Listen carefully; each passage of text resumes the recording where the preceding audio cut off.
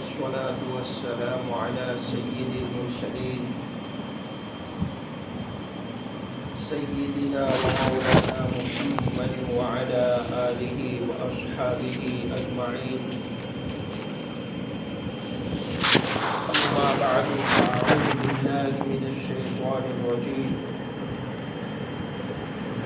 بسم الله الرحمن الرحيم. يا أيها الذين آمنوا آمنوا بالله ورسوله والكتاب الذي نزل على رسوله والكتاب الذي أنزل من قبل. وقال الله تبارك وتعالى: ومن يعظم شعائر الله فإنها من تقوى القلوب. صدق الله العظيم. وقال النبي صلى الله عليه وسلم: الكيس من دان نفسه وعمل لما بعد الموت، والعاجز من أتبع نفسه هواها وتمنى على الله، أو كما قال رسول الله صلى الله عليه وسلم. میرے قابل احترام ایمان والے بھائیوں، دوستوں اور بزرگوں، رب العالمین نے ایمان والوں کو یہ حکم دیا ہے کہ ایمان والو آمنوا باللہ ورسولہ، اللہ اور اس کے رسول پر ایمان لے آؤ، اور اس کتاب پر ایمان لے آؤ جو اس نے اپنے رسول پر نازل فرمایا، یعنی قرآن شریف پر. اور قرآن شریف سے پہلے جو کتابیں نازل ہوئی اس پر بھی ایمان لے آؤ. ایمان والوں کو ایمان لانے کا اللہ تبارک و تعالیٰ نے حکم دیا. مطلب یہ ہے کہ تم ایمان تو لے آئے، اس پر ثابت قدم رہو. آمنو یا ایھا الذین آمنو آمنو، ایمان والو ایمان لے آؤ، یعنی ایمان تو لے آئے ہیں، اس ایمان پر ثابت قدم رہو. نعمت کا ملنا یہ بھی بڑا اہم ہے، اور نعمت کا باقی رہنا یہ بھی بہت بڑا اہم ہے. نعمت کا ملنا یہ بھی بڑا اہم ہے. بہت خوش قسمتی ہے، سعادت مندی ہے کہ انسان کو اتنی بڑی نعمت ملے اور یہ نعمت باقی رہے. اسی حالت میں دنیا سے انسان رخصت ہو، اسی حالت میں موت آئے، یہ بھی بڑی سعادت مندی ہے، خوش قسمتی ہے. اب ایمان باقی رہے، ایمان پر ثابت قدمی نصیب ہو، اس کے لیے کیا کرنا چاہیے؟ ایک دوسری آیت ہے قرآن شریف کی: یا ایھا الذین آمنوا اتقوا اللہ حق تقاتہ ولا تموتن الا وانتم مسلمون. ایمان والو اللہ سے ڈرو جیسا کہ اس سے ڈرنے کا حق ہے، اور اسلام کے علاوہ کسی بھی حالت میں جان مت دینا. تمہاری موت اسلام پر ہی آنی چاہیے، اسلام کے علاوہ کسی دوسری حالت میں موت نہیں آنی چاہیے. انسان صحیح زندگی گزارے گا ایمان پر، اسلام پر، ہدایت پر، تقوی پر، اللہ پاک موت بھی اس کو اسلام پر عطا فرمائے گی. اس کی زندگی اچھی ہوگی، درست ہوگی، پرہیزگاری والی ہوگی، تو اللہ تبارک و تعالی اس کو موت بھی اسلام پر عطا فرمائے گی. اس لیے مجھے اور آپ کو اپنے لیے بھی، ہماری نسلوں کے لیے بھی، ہماری اولاد کے لیے بھی، پوری امت مسلمہ کی نسلوں کے لیے بھی یہ فکر کرنی چاہیے کہ اللہ تبارک و تعالی نے جو نعمت عطا فرمائی ہے مجھے اور آپ کو، ایمان کی دولت عطا فرمائی ہے اس کی ہم قدر کریں اور یہ نعمت باقی رہے اس کی فکر کریں۔ دیکھیں قرآن شریف میں اللہ تبارک و تعالیٰ نے متعدد جگہوں پر یہ ارشاد فرمایا کہ مال اور اولاد یہ آزمائش ہے، انسان کے لیے مال بھی اور اولاد بھی آزمائش ہے۔ انما اموالکم و اولادکم فتنہ، سورہ تغابن کی آیت ہے۔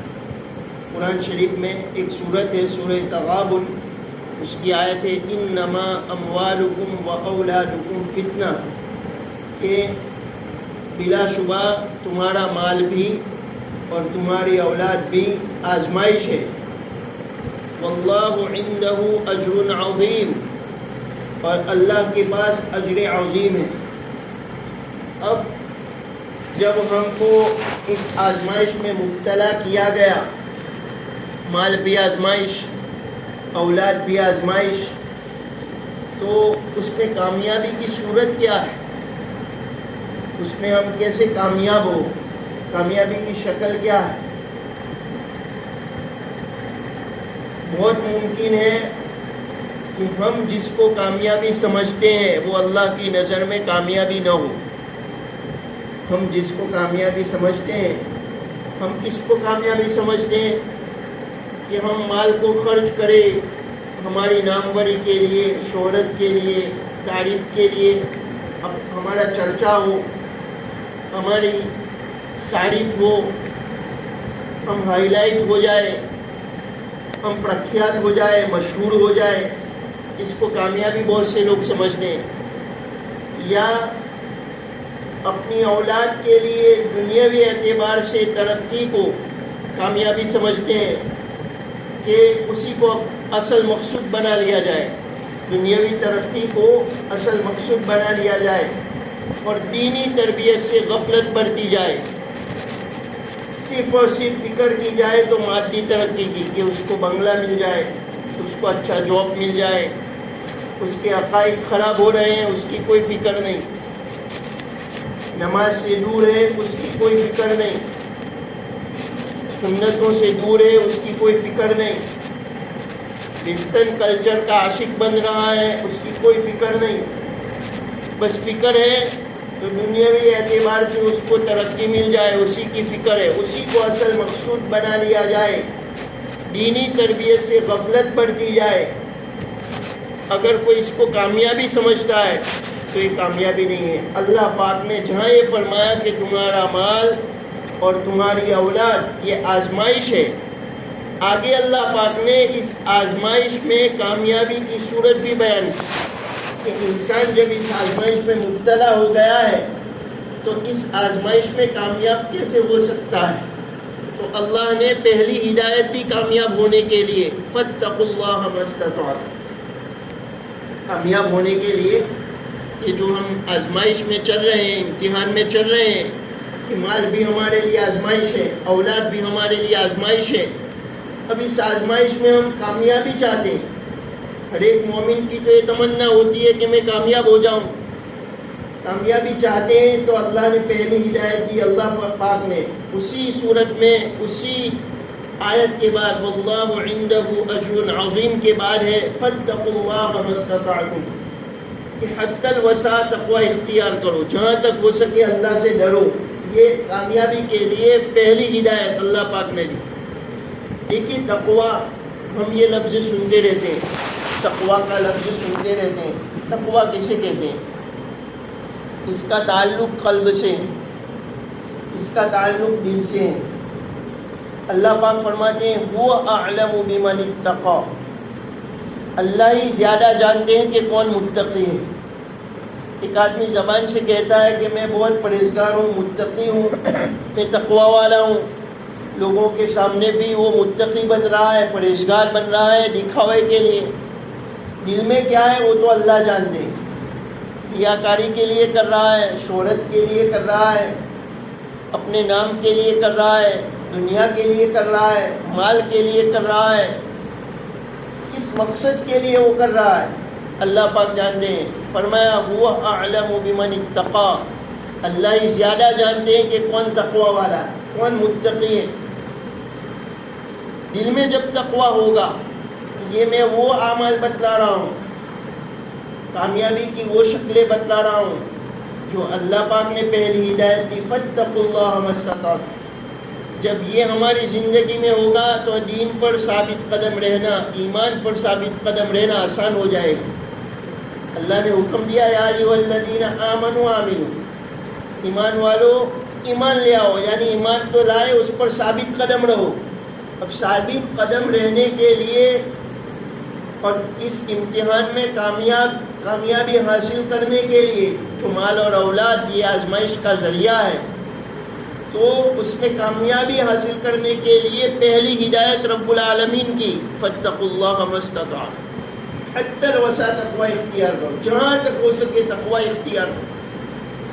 اب اس کا تعلق تو دل سے ہے، تقوی کا تعلق۔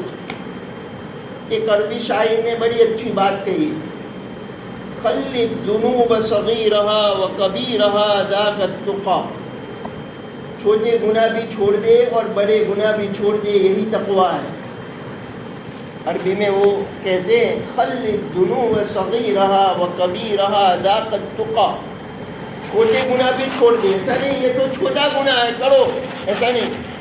لا صغیرۃ مع الاصرار، کوئی بھی چھوٹا گناہ اصرار سے چھوٹا نہیں رہتا ہے، وہ کبیرہ بن جائے گا، بار بار کرتا رہے گا، عادت بنا لے گا، اس پر جم جائے گا تو وہ کبیرہ بن جائے گا۔ لا صغیرۃ مع الاصرار۔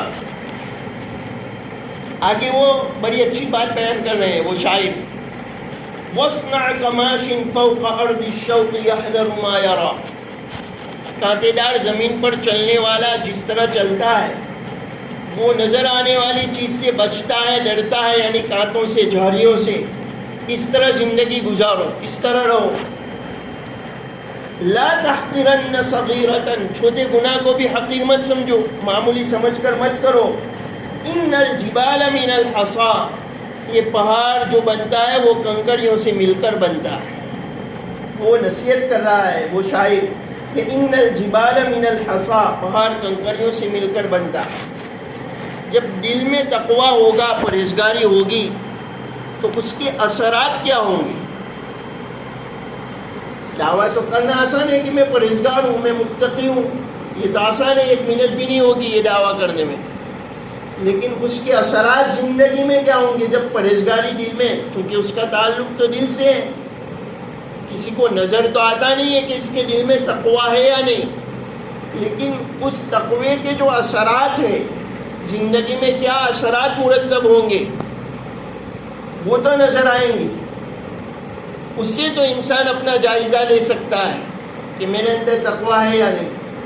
تو اللہ پاک نے ایک جگہ ارشاد فرمایا، سورہ حج کی آیت ہے، وَمَن يُعَظِّمْ شَعَائِرَ اللَّهِ فَإِنَّهَا مِن تَقْوَى الْقُلُوبِ، جو شخص اللہ کے دین کی امتیازی نشانیوں کی تعظیم اور ادب کرتا ہے، یہ ادب کرنا دلوں کے پرہیزگاری کی وجہ سے ہوتا ہے۔ دلوں میں تقوی اس وجہ سے ادب کر رہا ہے۔ اللہ کے دین کی امتیازی نشانیاں کیا ہے، اس کی تعظیم کا طریقہ کیا ہے، اس کے ادب کا طریقہ کیا ہے، میں سمجھاتا ہوں۔ لیکن اگر کوئی آدمی اللہ کے دین کی امتیازی نشانیوں کی تعظیم اور ادب کرتا ہے تو یہ علامت ہے کہ اس کے دل میں پرہیزگاری ہے، اس کے دل میں تقوی ہے۔ اور اگر ادب نہیں کرتا ہے تو سمجھ لینا چاہیے کہ اس کے دل میں جو تقوی ہونا چاہیے وہ نہیں ہے، اس کے دل میں جو پرہیزگاری ہے وہ ہونی چاہیے وہ نہیں ہے۔ اب اس کی تفصیل سے پہلے ایک بات سمجھ لیجیے، آدمی اگر تقوی کے خلاف زندگی گزارتا ہے، پوری جوانی اس میں گزاری، ادھیڑ عمر اس میں گزاری، بڑھاپا اس میں گزارا، تو ہوتا کیا ہے؟ اللہ کا تو کوئی نقصان نہیں ہے۔ اللہ پاک تو ہمارے محتاج نہیں ہے۔ اللہ الصمد، صمد اس ذات کو کہتے ہیں کہ کل شیء یحتاج الیہ، ہر چیز اس کی محتاج ہو اور وہ کسی کا محتاج نہ ہو، تو نقصان اللہ کا تو ہے نہیں۔ نقصان اس گناہ کرنے والے کا یہ ہے کہ ایک گناہ جب کرتا ہے تو ایک سیاہ نقطہ لگ جاتا ہے، بلیک ڈاٹ جسے کہتے ہیں، دل پر لگ جاتا ہے سیاہ نقطہ۔ جب وہ توبہ کر لیتا ہے تو دھل جاتا ہے. اگر توبہ نہیں کرتا ہے اور پھر دوسرا گناہ کرتا ہے, دوسرا نقطہ لگتا ہے, تیسرا کرتا ہے, تیسرا نقطہ لگتا ہے, پھر پورا دل سیاہ اور کالا ہو جاتا ہے. اس کا پورا دل سیاہ اور کالا ہو جاتا ہے. پھر نتیجہ اس کا یہ ہوتا ہے کہ حق اور باطل میں وہ تمیز نہیں کر پاتا ہے.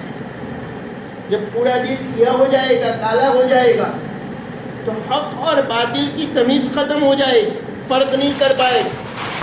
اچھائی اور برائی میں وہ فرق نہیں کرے گا. اچھائی کو برائی سمجھے گا, برائی کو اچھائی سمجھے گا. زنا کو اچھا سمجھے گا, ویسٹرن کلچر کو اچھا سمجھے گا, ترقی سمجھے گا. اس میں بہت ترقی ہے. مولوی لوگوں کو پتہ نہیں ہے آج کل کے دور میں یہ کلچر اپنانا ہے. وہ یہ کہے گا نعوذ باللہ من ذالک. اس میں وہ اچھا سمجھے گا, اس کو بے حیائی کو اچھا سمجھے گا, فحش کاری کو اچھا سمجھے گا, جھوٹ کو ہنر سمجھے گا, عیب کو ہنر سمجھے گا اور ہنر کو عیب سمجھے گا. پورا دل جب سیاہ ہوگا تو یہ صورتحال پیش آئے گی. پھر یہاں پر رکے گا نہیں. جب اس میں منہمک رہے گا تو آگے بڑھ کر وہ مرتد ہو جائے گا, ارتداد اختیار کر دے گا, دین چھوڑ دے گا. اس لیے یہ دل کی جو سیاہی ہے اس سے غفلت نہیں برتنی ہے. گناہ ہو تو انسان توبہ کر لے. اگر توبہ نہیں کرے گا اور لگا رہے گا کہ چلو بد نظری کی عادت ہے, لگے رہو, جھوٹ کی عادت ہے, لگے رہو, ستانے کی کسی کو عادت ہے, لگے رہو, کوئی بات نہیں, میں نفل تو پڑھ لیتا ہوں, یہ دھوکہ ہے شیطان کا. یہ کھڑکی کھلی ہوئی ہو اور اے سی چالو کرے تو اے سی کا کوئی فائدہ نہیں ہوتا ہے.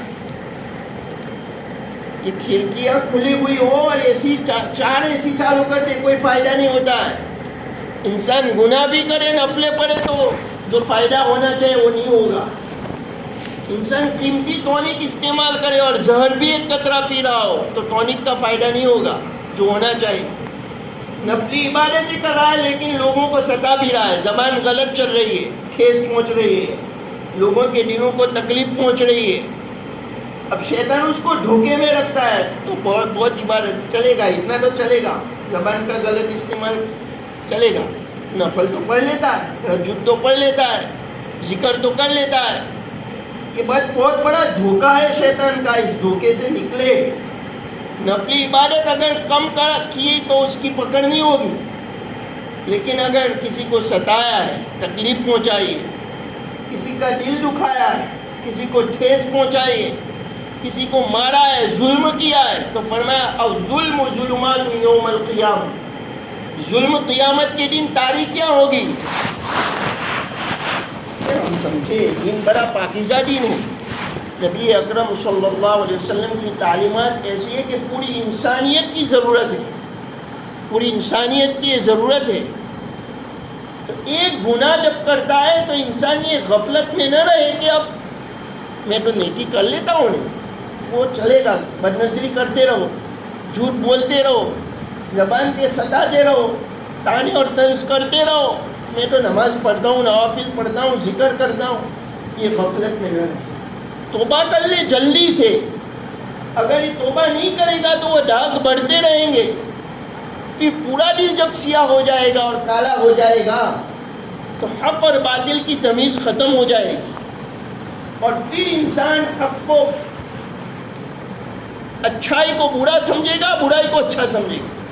پھر مزید آگے بڑھے گا تو دین کو بھی چھوڑ دے گا, مرتد بن جائے گا. جو لوگ مرتد بنتے ہیں اس کی کوئی ایسی وجہ نہیں ہوتی, ان کے پاس کوئی دلائل نہیں ہوتے مرتد بننے کے, دین کو چھوڑنے کے دلائل نہیں ہوتے. اللہ نے ارتداد کی وجہ بیان کی قرآن شریف میں, ذالک بأنہ مستحب الحیات الدنیا علی الآخرہ, دنیا کی زندگی کو آخرت کے مقابلے میں پسند کرتے ہیں. یہ وجہ بیان کی اللہ نے. جو لوگ مرتد ہوتے ہیں, ارتداد اختیار کرتے ہیں, کافر بنتے ہیں, دین چھوڑتے ہیں, اللہ پاک رب العالمین جس نے انسان کو پیدا کیا اس نے وجہ بیان کی. ذالک بأنہ مستحب الحیات الدنیا, سورہ نحل کی آیت ہے 14ویں پارے میں. ذالک بأنہ مستحب الحیات الدنیا علی الآخرہ, دنیا کی زندگی کو آخرت کے مقابلے میں پسند کرتے ہیں, کہ اس وجہ سے مرتد بنتے ہیں. اگر دنیا کے مقابلے میں آخرت کو پسند کرتے تو کبھی مرتد نہ بنتے. یہی سمجھ میں آیا. اس آیت سے یہی سمجھ میں آیا کہ اگر دنیا کے مقابلے میں آخرت کو پسند کرتے تو یہ جان دے دیتے لیکن ارتداد قبول نہ کرتے, دین نہ چھوڑ دے. مان لے لیتے لیکن دین نہ چھوڑ دے. میرے عزیزوں, یہ گناہ معمولی چیز نہیں ہے جو ہم نے معمولی سمجھ. ہمارے بزرگوں کا بڑا زور, خصوصاً مولانا تقی عثمانی کا اس پر بڑا زور ہے کہ شیطان ہمیں دھوکے میں رکھتا ہے کہ ہم ایک طرف نفلی عبادت کرتے ہیں, ایک طرف گناہ بڑی زندگی ہے ہماری. اس کی مثال یہ حضرت نے ہی دی ہے, جیسے اے سی چالو ہو اور کھڑکیاں کھلی ہوئی ہو. تو نفلی عبادت کا جو فائدہ ہے, ذکر کا جو فائدہ ہے, تلاوت کا جو فائدہ ہے, اذکار کا جو فائدہ ہے, تہجد کا جو فائدہ ہے, وہ جو ہونا چاہیے وہ نہیں ہو رہا ہے. اس کے اثرات ہماری زندگی پر جو مرتب ہونے چاہیے وہ نہیں ہو رہے, اس وجہ سے کہ گناہوں کی کھڑکی کھلی ہوئی ہے. اس کو بند کرے گا. ایک روایت میں اتق المحارم تکن اعبد الناس, حرام سے بچو سب سے بڑے عبادت گزار بن جاؤ گے. اتق المحارم تکن اعبد الناس, حرام سے بچو سب سے بڑے عبادت گزار بن جاؤ گے. جو حرام سے بچے گا وہ فرائض اور واجبات تو ضرور اس کی ادائیگی کرے گا. جب فرائض واجبات کی ادائیگی کرے گا, حرام سے بچے گا, تو پھر اللہ اس کو نوافل کی بھی توفیق دے دیں گے. اس طرح وہ بڑا عبادت گزار بن جائے گا. اتق المحارم تکن اعبد الناس. میں یہ سمجھا رہا تھا کہ تقوی دلوں میں ہوتا ہے. اللہ پاک نے کامیاب ہونے کے لیے پہلی ہدایت دی, فاتقوا اللہ ما استطعتم. اللہ سے ڈرو جہاں تک وسع, جہاں تک ہو سکے اللہ سے ڈرو, خلوت میں بھی جلوت میں بھی. اب یہ تو دلوں میں ہے.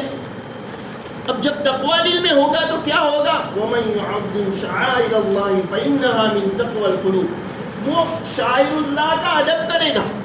اب شاعر اللہ کسے کہتے ہیں؟ اللہ کے دین کی امتیازی نشانیاں کسے کہتے ہیں؟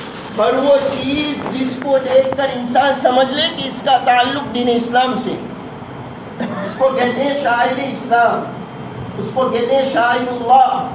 ہر وہ چیز جس کو دیکھ کر انسان سمجھ لے کہ اس کا تعلق دین اسلام سے. بڑے بڑے شاعر چار: نبی, نماز, قرآن شریف اور کعبہ.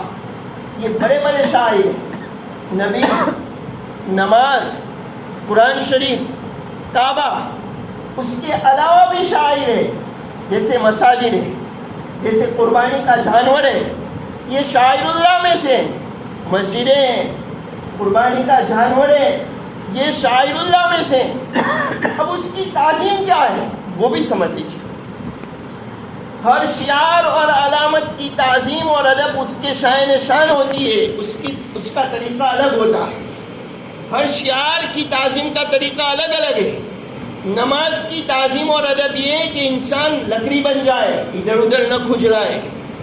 آج ہمارا حال یہ ہے کہ جیسے ہی ہم اللہ اکبر کہہ کر ہاتھ باندھتے ہیں, ادھر ادھر کھجلانا شروع کر دیتے ہیں. نماز کی تعظیم یہ ہے کہ آدمی لکڑی بن جائے, اچھی طرح نماز پڑھے, خشوع اور خضوع کے ساتھ پڑھے, ادھر ادھر حرکت نہ کرے. کعبہ کی تعظیم یہ ہے کہ انسان اس کی طرف پاؤں نہ کرے. استنجا کے موقع پر نہ منہ کرے نہ پیٹھ کرے, طواف کرے. نبی کی تعظیم یہ ہے کہ جب بھی کسی بھی نبی کا نام آئے صلاۃ والسلام پڑھے, علیہ الصلاۃ والسلام, واضح لفظوں میں. اتنا بگاڑ کر بعض لوگ پڑھتے ہیں جلدی جلدی, یہ ادب کے خلاف ہے. واضح لفظوں میں شوق اور محبت سے پڑھے, علیہ الصلاۃ والسلام, علی نبینا وعلیہ الصلاۃ والسلام. ہمارے نبی اکرم صلی اللہ علیہ وسلم کا نام آئے تو صاف واضح لفظوں میں پڑھے, صلی اللہ علیہ وسلم. قرآن شریف کی تعظیم یہ کہ بغیر وضو کے ہاتھ نہ لگائے. یہ وہی آدمی کرے گا جس کے دل میں تقوی ہے, پرہیزگاری ہے. یہ شاعر اللہ کی تعظیم وہی کرے گا جس کے دل میں تقوی ہے, پرہیزگاری ہے. اور یہ کامیابی کا راستہ ہے, یہ ایمان پر ثابت قدم رہنے کا راستہ ہے, یہ دین پر ثابت قدم رہنے کا راستہ ہے. مسجد کی تعظیم یہ ہے کہ بازار کی طرح آواز بلند نہ کرے. مسجدوں میں بیماری عام ہو چکی ہے.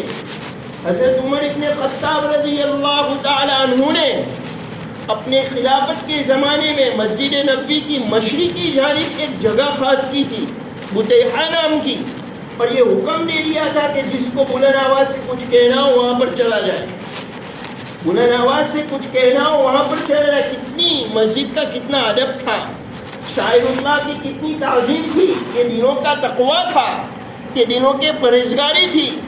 اگر ہم مسجد میں باتیں کرتے ہیں دنیاوی، آواز بلند کرتے ہیں، مسجد میں دوڑتے ہیں، بھاگتے ہیں اور بے جا حرکتیں، نامناسب حرکتیں کرتے ہیں، ذرا سوچیں کہ ہم کہاں آ رہے ہیں۔ اس کو بیت اللہ اللہ کا گھر کہا گیا ہے، اس کو اللہ کا گھر کہا گیا ہے۔ ہم خوف کے ساتھ، خشیت کے ساتھ داخل ہو کہ میں کتنے دنیا کے مالک اور خالق کو راضی کرنے کے لیے، نماز پڑھنے کے لیے، ذکر کرنے کے لیے پہنچ رہا ہوں، مجھ سے کوئی ایسی حرکت نہ ہو جائے کہ میں اللہ کی رضا کے بجائے اللہ کی ناراضگی لے کر گھر لوٹوں۔ تعظیم کرے مسجد کی۔ قربانی جو ہم نے ابھی دی، اس کی تعظیم یہ ہے کہ اس کو کھلائے پلائے نہلائے دھلائے۔ یہ ختم ہو رہا ہے، یہ ختم ہو رہا ہے۔ ہماری نسلیں اگر نہیں دیکھے گی تو بہت بڑا خطرہ ہے، یہ خطرے کی گھنٹی ہے۔ لوگ بڑے بڑے مکانات بناتے ہیں عالیشان اور سمجھتے ہیں کہ یہاں قربانی کا جانور رکھوں گا تو میرا گھر پیشاب والا ہو جائے گا، پاخانہ والا ہو جائے گا۔ ختم ہو رہا ہے یہ۔ فرمایا کہ قربانی کی تعظیم یہ ہے کہ اس کو نہلائے دھلائے کھلائے پلائے شوق کے ساتھ، محبت کے ساتھ۔ یہ شاعر اللہ میں سے ہے، قربانی شاعر اللہ میں سے ہے۔ اس کو بوجھ نہ سمجھے، اس کو برا نہ سمجھے، یہ نہ سمجھے کہ میرا گھر خراب ہو جائے گا، چلو بوجھ اتار دو کسی جگہ پر دے دو، یہ نہ سمجھے۔ حضرت ابراہیم علی نبینا وعلیہ الصلوۃ والسلام کی یہ سنت ہے، اور قربانی کا لفظ سنتے ہی ایک خاص قسم کی عبادت کا تصور ذہنوں میں گھوم جاتا ہے۔ حضرت ابراہیم علیہ السلام کی یہ سنت اللہ تبارک و تعالیٰ کو اس قدر پسند آئی کہ رب العالمین نے قیامت تک کے لیے ہر صاحب استطاعت مسلمان پر واجب فرما کر اس سنت کو زندہ جاوید رکھا۔ صحابہ کرام نے عرض کیا، اے اللہ کے رسول صلی اللہ علیہ وسلم، یہ قربانی کیا ہے؟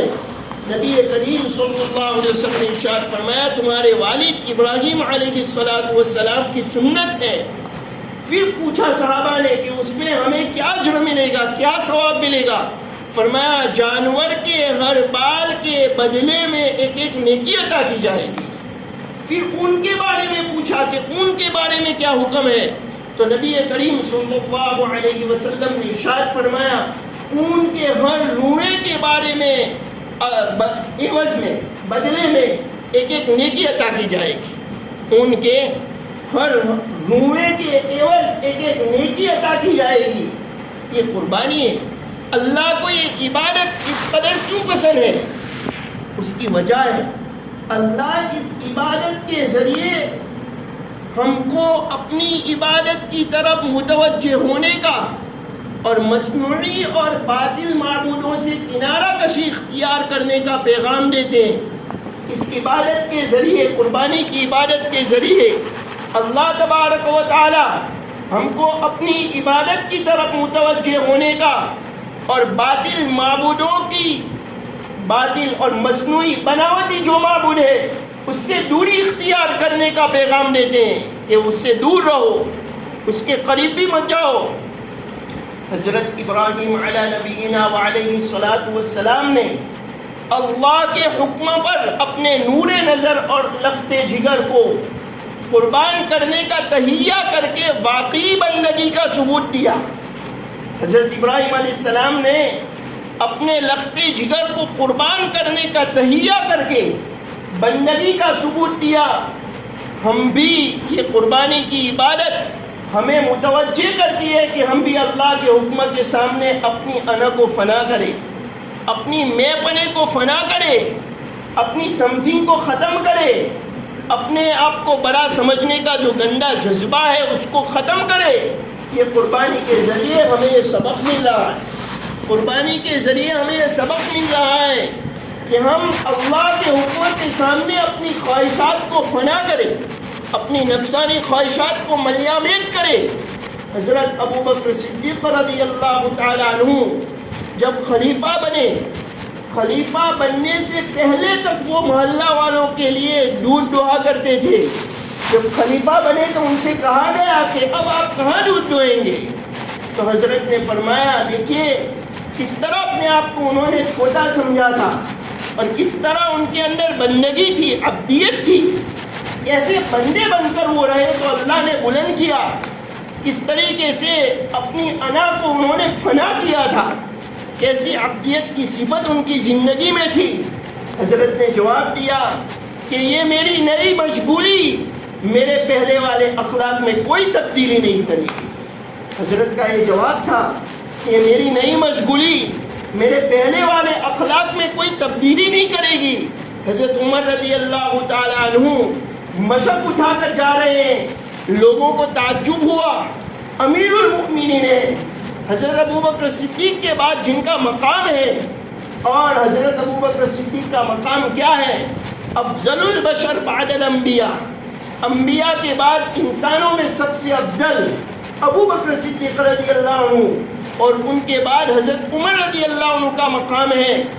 لوگوں نے مسک اٹھائے ہوئے دیکھا تو تعجب ہوا، تو حضرت عمر رضی اللہ عنہ نے فرمایا کہ مجھے اپنے آپ پر عجب سا محسوس ہوا، عجب کا شبہ ہوا۔ عجب یعنی اپنے آپ کو اچھا سمجھنا، عجب کہتے ہیں اپنے آپ کو اچھا سمجھنا۔ مجھے اپنے آپ پر عجب کا شبہ ہوا، اس لیے میں یہ کام کر رہا ہوں۔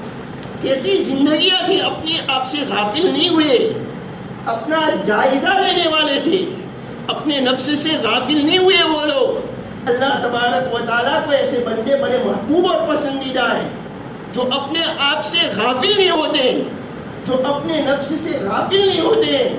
اللہ جس بندے سے راضی ہوتے ہیں اس کی 3 علامتیں علماء نے بیان کی ہیں۔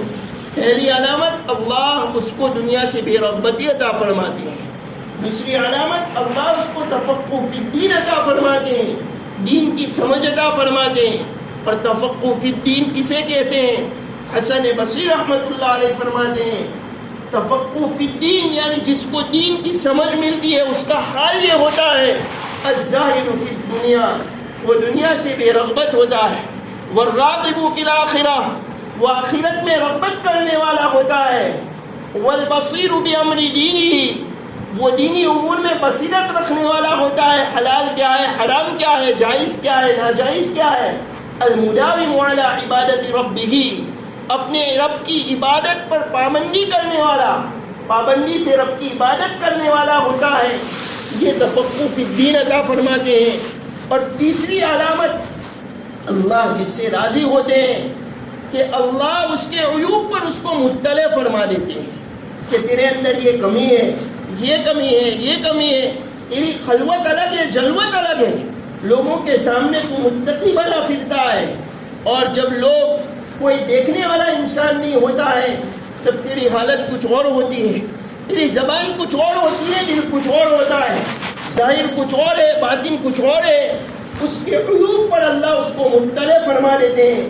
جب آدمی اپنے عیب پر باخبر ہو جاتا ہے تو آدمی فکر کرتا ہے، اور اگر اپنے عیب سے غافل ہو کر دوسروں کے صرف عیب دیکھنے لگتا ہے تو انسان کی ترقی بھی رکتی ہے اور انسان کی وہ غفلت بڑھتی رہتی ہے۔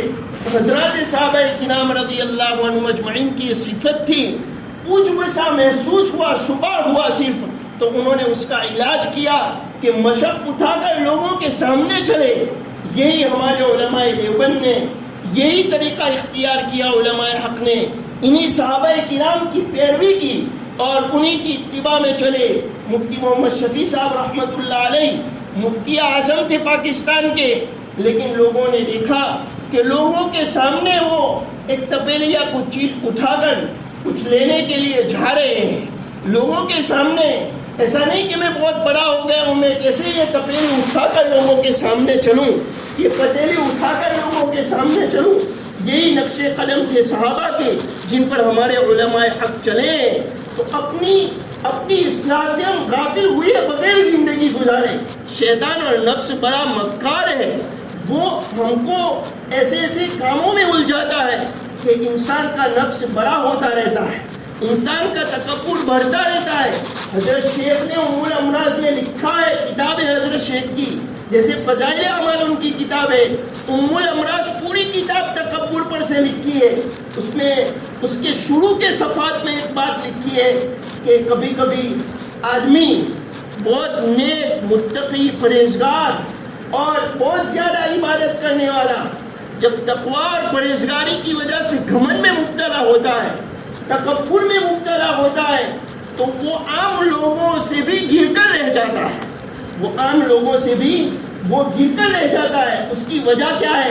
اس کی وجہ یہ ہے کہ اللہ کو بندگی پسند ہے، خدائی پسند نہیں ہے۔ اللہ کو تو بندگی پسند ہے۔ ایک گنہگار اتنا تو کرتا ہے کہ اپنے آپ کو گنہگار سمجھتا ہے، وہ اپنے آپ کو چھوٹا سمجھتا ہے، وہ اپنے آپ کو گندا سمجھتا ہے، وہ اپنے آپ کو اللہ کے سامنے ذلیل کرتا ہے، سمجھتا ہے کہ میں ذلیل بن رہا ہوں۔ تو اللہ کو یہ پسند ہے، بندگی پسند ہے۔ لیکن ایک آدمی عبادت کر کے اتراتا ہے، تکبر کرتا ہے، تو وہ عام آدمی سے بھی گر کر رہتا ہے، اس لیے کہ اللہ کو خدائی پسند نہیں ہے، اللہ کو بندگی پسند ہے۔ تو میرے عزیزوں، میں عرض کر رہا تھا، ایمان پر ثابت قدم رہنا ہے اور کامیابی حاصل کرنی ہے۔ یہ امتحان اور آزمائش میں، مال اور اولاد کی آزمائش ہے، اس میں کامیابی حاصل کرنی ہے۔ تو فاتقوا اللہ ما استطعتم، جہاں تک ہو سکے تقوی اختیار کرو۔ میں نے کل بھی بتلایا تھا، حسن بصری رحمۃ اللہ علیہ نے اخیر میں جو دوزخ سے آدمی نکلے گا اس کا تذکرہ کیا اور رونے لگے، بتلایا کہ وہ اخیر میں تو نکلے گا، اگر میں ایمان کے بغیر گیا دنیا سے تو میں تو اخیر میں بھی نہیں نکلوں گا۔ انہوں نے، ان کی یہ فکر تھی، یہ کرم تھی، یہ طلب تھی اور یہ فکر سوار تھی کہ وہ ایمان کے ساتھ گیا، اتنا تو یقین ہے، تبھی تو نکلے گا۔ وہ ایمان کے ساتھ دنیا سے گیا تبھی تو وہ نکلے گا آخر میں۔ اگر میں ایمان کے بغیر گیا تو میں آخر میں بھی جہنم سے نہیں نکلوں گا، ہمیشہ ہمیشہ جہنم میں رہنا ہوگا۔ اللہ پاک کی فکریں ہمیں نصیب فرمائے۔ اللہ نے دوسری ہدایت بیان فرمائی کامیابی کے لیے، وَاسْمَعُوا وَأَطِيعُوا، سمع و طاعت۔ دین کی جو بات معتبر طریقے سے ثابت ہو اس کو بلا چونو چیرا تسلیم کر لے، چونو چیرا کیے بغیر مان لے۔ ایسا کیوں ہے، ایسا کیوں ہے، اس میں کیا حکمت ہے، اس میں کیا مصلحت ہے، یہ کیے بغیر یہ دین کی جو بات بھی معتبر طریقے سے ثابت ہو جائے اس کو مان لے، اس کو کہتے ہیں سمع و طاعت۔ یہ کامیابی کے لیے دوسری ہدایت اللہ نے بیان فرمائی، تیسری ہدایت بیان فرمائی، وَأَنفِقُوا خَيْرًا لِأَنفُسِكُمْ، اپنے مال کو اپنے فائدے کے لیے، جو اللہ نے مال دیا ہے اس کو اپنے فائدے کے لیے خرچ کرے، اچھی جگہوں پر خرچ کرے۔ اپنے اللہ کے دیے ہوئے مال کو اپنے فائدے کے لیے اچھی جگہوں پر خرچ کرے۔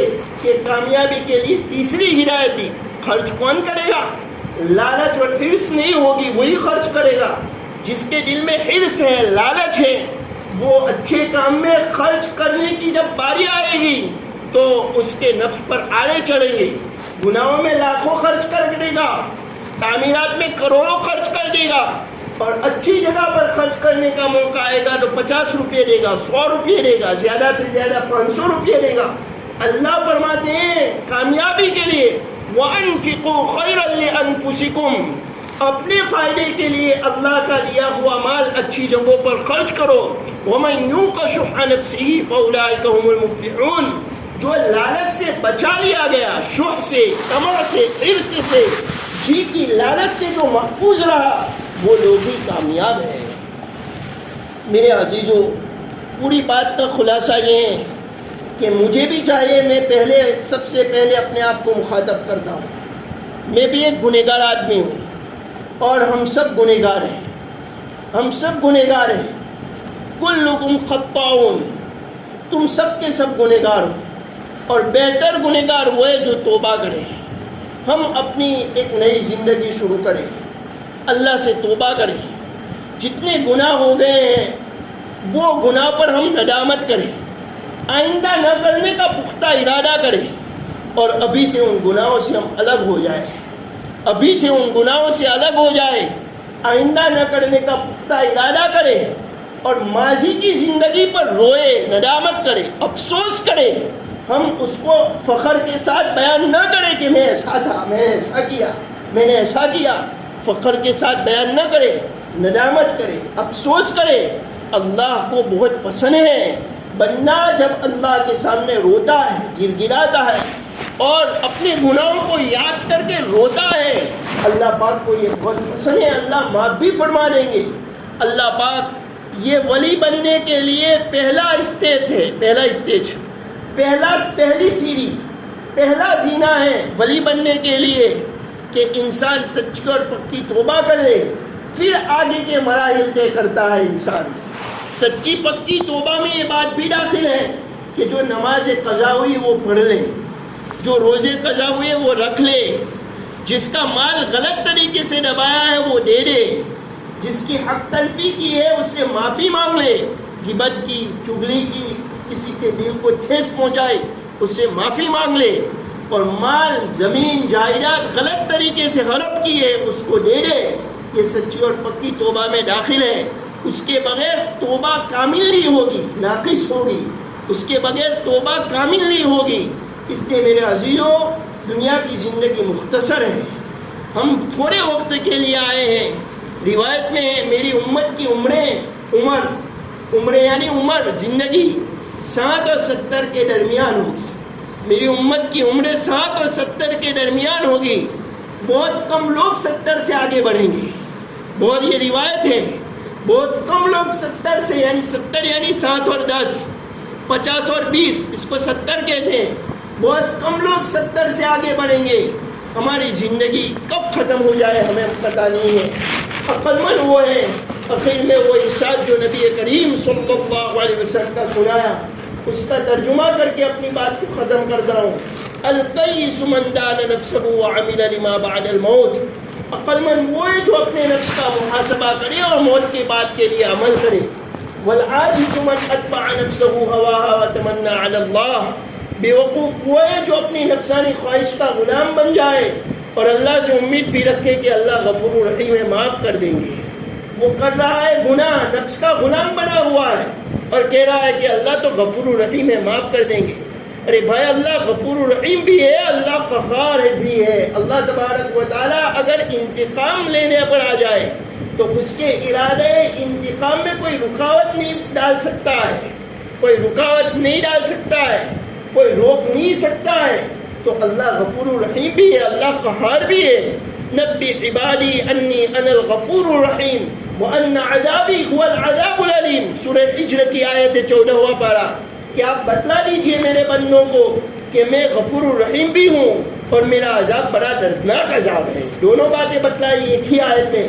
نبی عبادی انی انا الغفور الرحیم وان، اس کے بعد والی آیت ہے وان عذابی هو العذاب العلیم، اور میرا عذاب دردناک عذاب ہے۔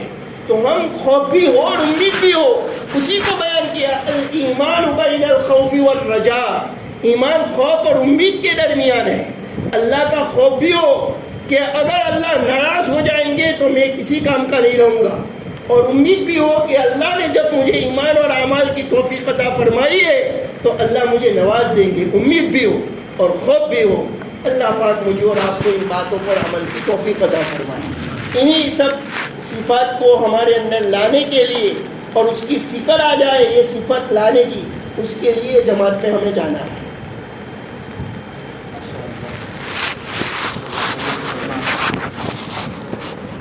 ہمارے سامنے تقاضے 5.5 اگست کو پورے ضلع کی جماعتیں، پورے ضلع کے لوگ وہاں جمع بھی ہوں گے اور وہاں سے جمع کے 4 ضلع کی جماعتیں بھی ہوں گی۔ تو ابھی جلدی ہمارے پاس ارادہ کریں کہ اللہ سے مانگے اور کوشش کریں، ہمارے بس میں کوشش